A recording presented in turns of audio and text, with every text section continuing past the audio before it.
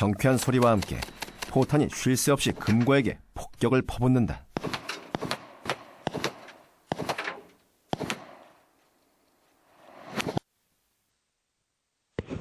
그리고 단 7발 만에 상황 종료. 유타는 진흙을 뚫고 나간 것처럼 깔끔하게 강철면을 관통했다. 실험 전 금고의 모습은 온데간데 없다. 그런데 또 금고를 옮긴다. 무슨 일일까? 탐이 수직으로 맞게 되면은 아무래도 경사 졌을 때보다 관통하기가 더 쉽기 때문에 조건을 좀 더 악하게 만든 상황에서 타격을 하려고 비스듬하게 놨습니다. 이는 포탄을 더 잘 방어하기 위해 궤도 전투 차량의 장갑 부분을 기울여서 제작한 원리이기도 하다. 금고를 비스듬하게 기울일 경우 유탄이 관통해야 할 면적은 2배 가깝게 넓어진다.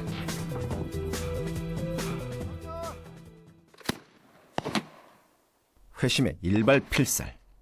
과연 그 결과는? 이쪽으로 관통해서 표를 나왔습니다. 보였을 텐데 네. 쉽게 관통하네요.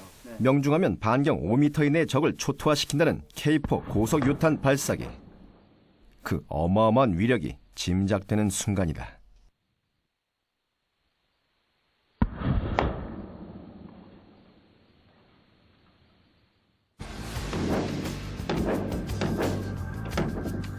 하지만 K4도 약점이 있다. 바로 직사화기이기 때문에 시야에서 벗어난 적을 공격할 수 없다는 점이다. 우리나라를 비롯한 산악지형이 많은 나라에서 이 점을 간과할 수 없다.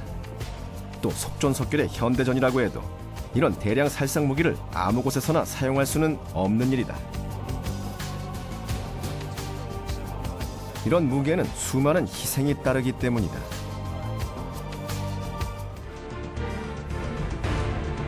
그래서 세계 각국은 인명피해를 최소화하고 최대한 빠르게 상황을 종결하기 위해 최정예 특수부대 양성에 힘쓰고 있다.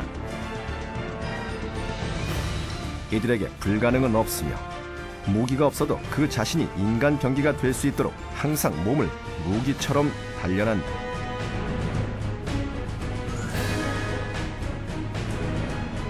어디에서든 작전을 펼 수 있는 전천후 특수부대.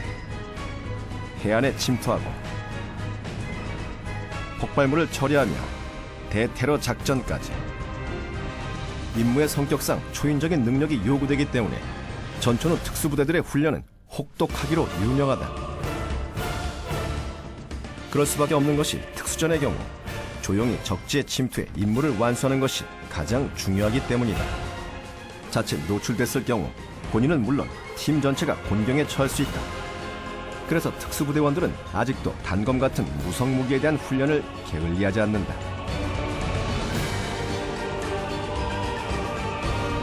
이렇게 현대전에서 특수전의 중요성이 대두되며 우리 군은 1990년대 중반부터 소음총 개발에 관심을 갖기 시작했다.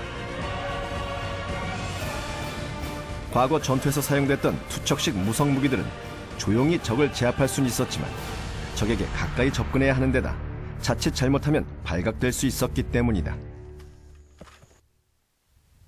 소음총은 이런 문제를 한 번에 해결했다. 수십 미터 밖에서도 조용히 적을 제거할 수 있기 때문이다. 이렇게 특수전 임무를 맡은 병사들의 생존성을 높이기 위해 개발된 특수목적용 화학이 바로 K7 소음 기관단총이다.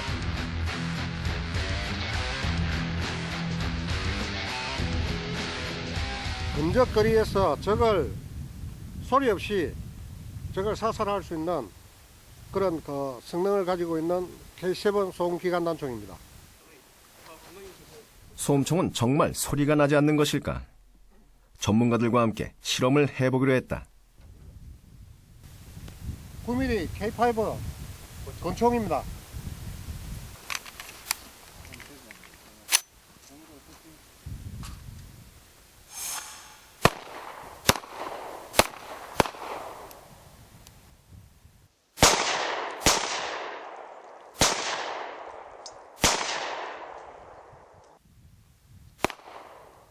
9mm K5 권총의 소음 측정 결과는 109데시벨. 일반 기관단총보다 낮았다. 그렇다면 우리나라 대표 소음 기관단총 K7의 경우는 어떨까?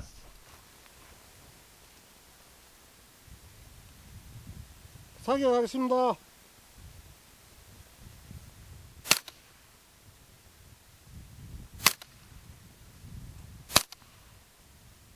총소리가 꼭 딸깍이는 버튼 소리 같다. 소음총이라고 아예 소리를 지운 건 아니었다. 내장식 소음기를 채용해 발사 소음을 최소화한 것이다. K7 소음기관단총은 약 84dB 정도가 나타났습니다. 현재 84dB 정도면은 시끄럽게 떠드는 소리나 이제 박수 소리 정도의 소음을 나타내고 있습니다. 소음기의 목적은 총소리를 없애는 무성 총기를 만드는 것이 아니라 총소리를 총소리처럼 들리지 않게 하는 것이었다. 야전 운용 시험을 한 결과 약 70m 정도가 되면 총소음인지 구분이 불가능하고요. 현재 거의 들리지 않게 됩니다.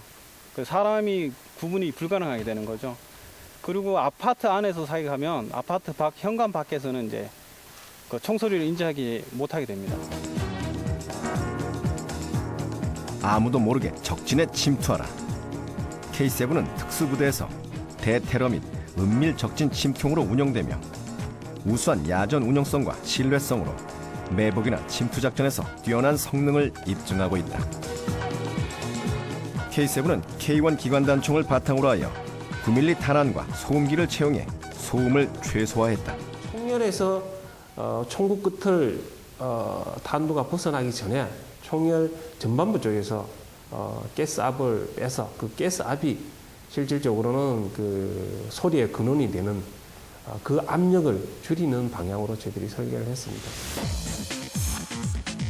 총을 쏘면 탄자가 가스와 함께 총열을 빠져나가며 압력차에 의해 소음이 난다.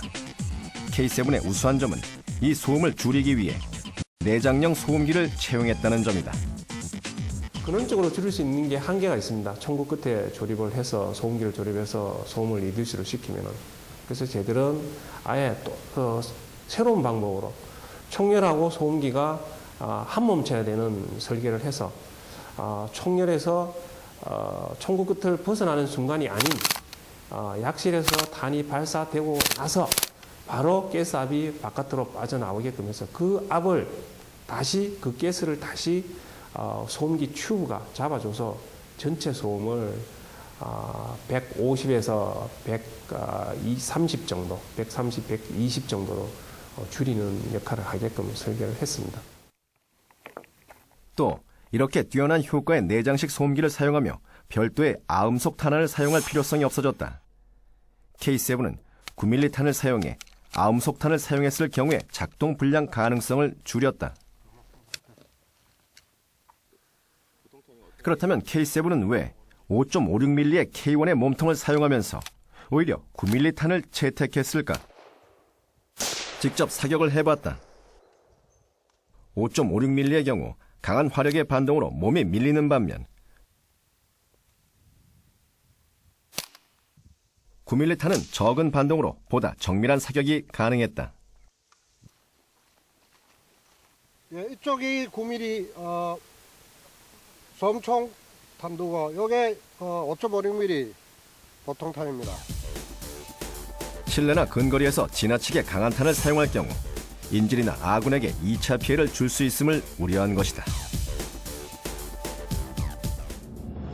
특수전의 필수 무기인 무성무기. 그런 점에 있어 K7은 전량 수입하던 무성총기를 순수 국내 기술로 개발했고 현존하는 해외 소음총에도 뒤지지 않는 성능으로 우리의 기술력을 입증했다는 점에서 그 의미가 깊다.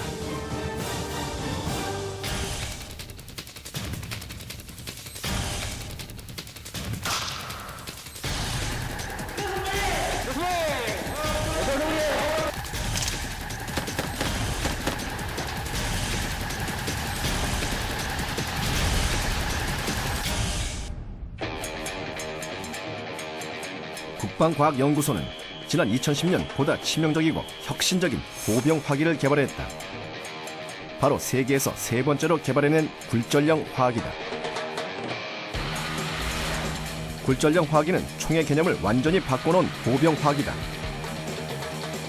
사수는 몸을 드러내지 않고 단지 총구만을 노출시킨 채로 안전하게 적을 제압할 수 있게 됐다.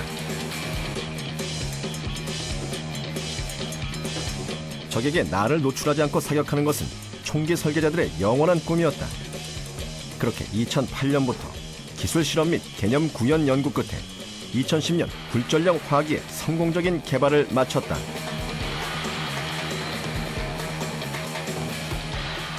이스라엘 및 미국의 코너샷을 본떠 세계에서 세 번째로 개발에 성공한 굴절형 화기는 화기 조립체, 전원 및 영상 처리부, 견착 기구부, 조준 기구부, 굴절 기구부, 격발 기구부의 총 6구역으로 구성되어 있다.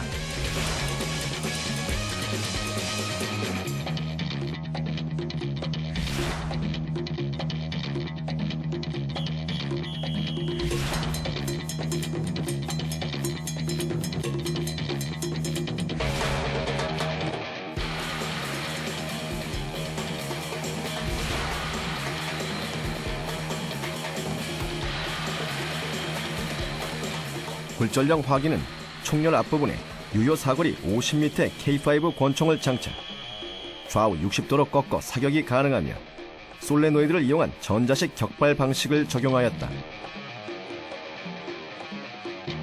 이에 도입으로 시가전 및 대테러전 상황에서 늘 위험에 노출되어 있는 병사의 생존성이 한 단계 더 높아질 것이다.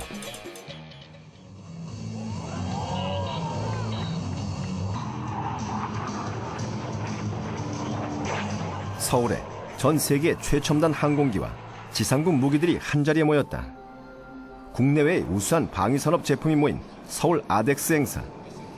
이곳에 아주 특별한 국산 소총이 전시됐다. 겉보기에도 범상치 않은 신무기에 관람객들의 관심이 집중됐는데, 한국 최초의 저격용 소총으로 주목을 받고 있는 XK-14. 우수한 명중률과 해외 무기에 비해 경제적인 가격이 장점이다. 국내 방산업체에 의해 최초로 개발된 저격용 소총. 하지만 아직 미완성 단계라 모든 것이 베일에 가려져 있는데, 과연 그 성능은 어떨까?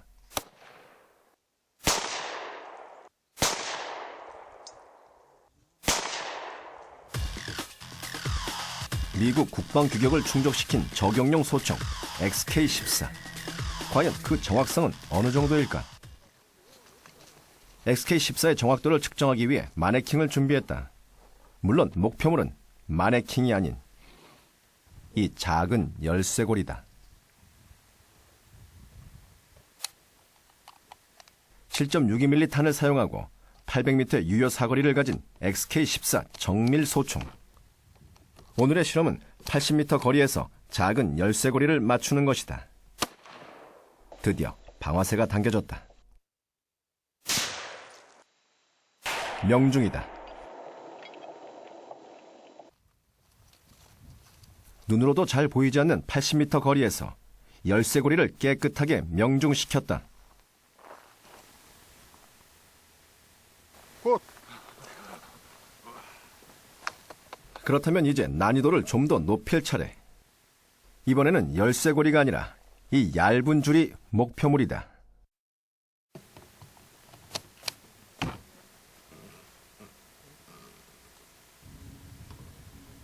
사격을 준비하는 사수에게서 비장함마저 느껴진다.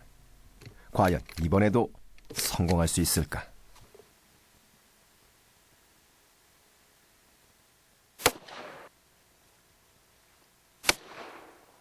갔어. 갔다고. 끝. 여지없이 바닥에서 나뒹굴고 있는 열쇠고리. 정확하게 연결줄을 끊었다. 지금 제 열쇠고리 못 쓰시게 했습니다. 저 밑에 고리가 없어서.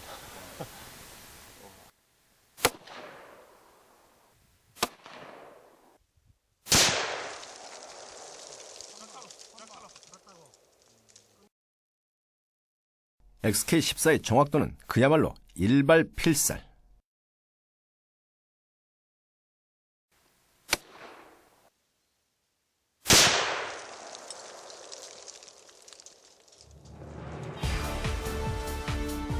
전쟁은 점점 진흥화되고 보병 화기 역시 발빠른 진화를 거듭했다. 그리고 세계 무기 선진국들은 앞의 기능을 모두 모은 차세대 복합 소총 개발에 힘을 쏟았는데 놀랍게도 그 해답을 제일 먼저 찾아낸 것은 한국이었다.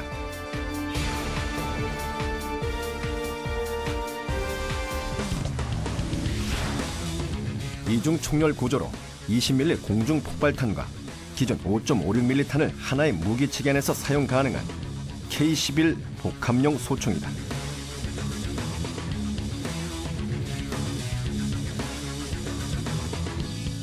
이는 국내 IT 기술을 총동원해 8년에 걸친 연구 개발을 통해 2008년 탄생했다.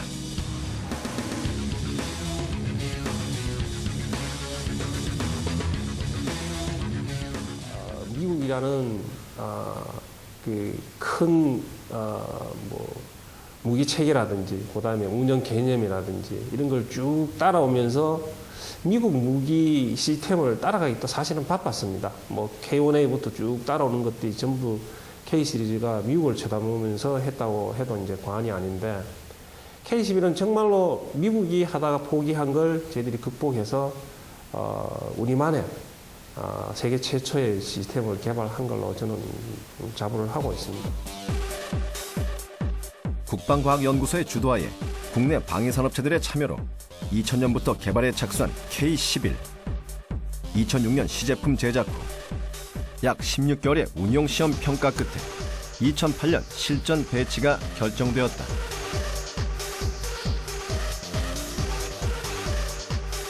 K-11은 티타늄 합금 등 최첨단 신소재로 어떤 악천후와 환경에서도 견딜 수 있도록 설계되었다. 또 차폐물 뒤에 숨어있는 적도 공중 폭발탄을 채용해 섬멸할 수 있어 소총의 한계를 극복했다. 또한 K-11은 2배율의 주야 조준경과 사격 통제 장치 등 첨단 장비들을 내장하여 밤낮에 관계없이 사수가 최상의 운영이 가능하도록 돕는다. 이 영리한 신무기는 레이저 거리 측정기, 탄도 계산기, 영상 처리 장치 등 효율적으로 적의 제압이 가능한 기능들을 탑재하고 있다. 또 5.56mm와 20mm 탄을 하나의 방아쇠로 통제하는 이중 총열 구조를 가지고 있으며 전체 중량은 6kg, 유효 사거리는 500m에 달한다. 야간에도 정밀 사격이 가능해 적외선 열상 검출기로 사람의 체온에서 나오는 열을 파악해 표적을 찾아낸 뒤 레이저로 거리를 측정해 조준점을 사격 통제하는 장치가 달려있다. 지금 여러 곳에서 사실은 K-11에 대한 문의라든지 구매 요구라든지 그다음에 PIP를 하면서 공동 개발을 하자는 의견들이 많이 들어오고 있습니다. 그만큼 글로벌로 세계 여러 나라가 관심을 갖고 있고 앞으로 지금 문제가 되어 있는 부분도 탄약이라든지 그다음에 사통의 문제 이런 것들이 아마 운영되면서 1, 2년 내에 이런 것들이 안정화될 부분이라고 저는 인식을 하고 있습니다. 그 안정화되면은 정말로 수출에 한국 무기 체계를 수출하는 시스템에서 정말 독보적으로 드러나는 아이템이 되리라고 저는 분명히 확신하고 있습니다.